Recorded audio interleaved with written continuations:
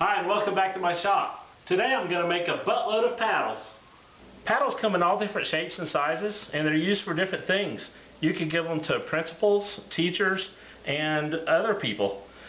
Here's just a few that I've made, and I'm going to show you a little bit about each one toward the end of the video. But before I do that, let's take a look at how to make a couple of them. Alright, I've printed out a couple of paddle templates and stuck them onto a couple of boards. So let's head on over to the bandsaw and cut them out.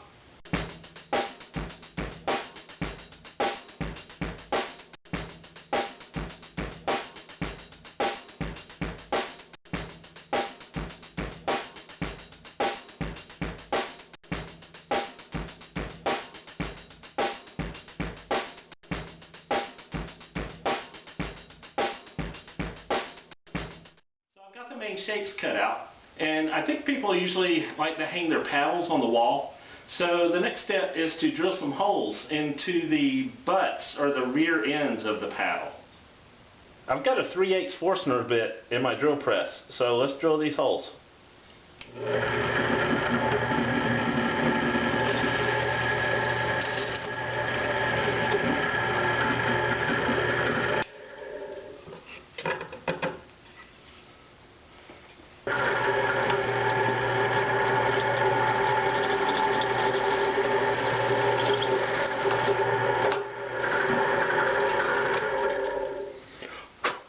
Now that we've got some holes in the rear ends, we can do some sanding over here on the oscillating spindle sander.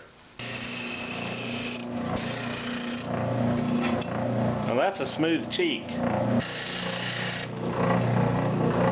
That's a smooth rear end right there.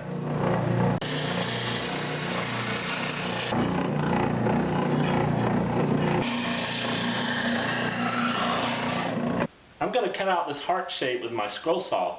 But first I need to drill a starter hole with my Forstner bit on my drill press. And whenever you use a Forstner bit, it's always good to use the backer board for your board so that when your drill bit goes all the way through, the backside does not crack.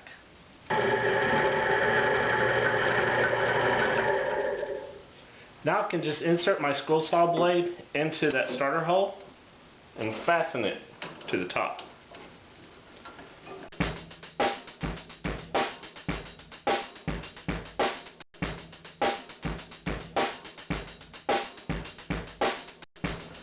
Whenever you use a scroll saw, you really want to hold your workpiece down nice and tight to the table because these things really jiggle.